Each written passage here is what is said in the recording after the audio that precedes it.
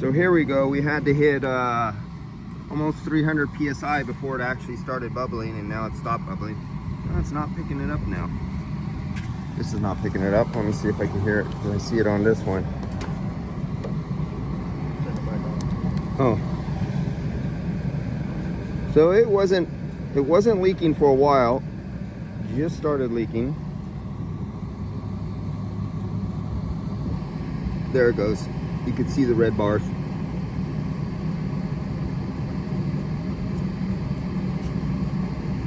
You see when I go off of it. Hold on, let me put these ear things in.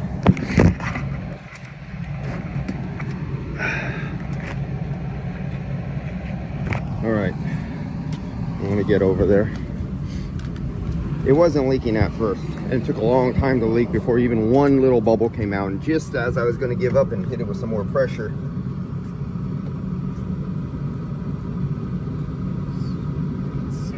just a little bit.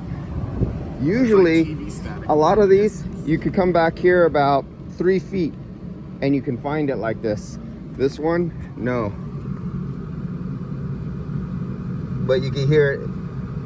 Now, another thing, when you're a new user of this, if you get by something metal or electricity, it'll give a little buzz in your ear, and it'll be a frequency buzz of electricity.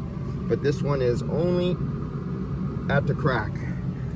Now, when I grab this one here, look at the lights.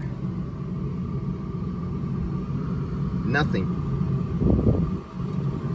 So on this particular leak, the AccuTrack wins. Out of the ultrasonic leak detectors, this is the clear winner. And even this has a hard time picking it up until you get right to it. Bubbles was hit and miss.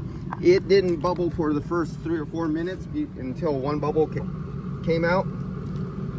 Get it up there again, and now it's bubbling like crazy. So this customer was given a estimate up here to fix this. To replace that nut was $1,700. So we have a $1,700 leak right there on this little 18,000 BTU unit, which is probably only 4 pounds or something like that, down to the 2nd floor. We're above the 3rd floor. So that's a $1,700 nut job. All right, guys, I'll see ya. Let's see if I can get way in there.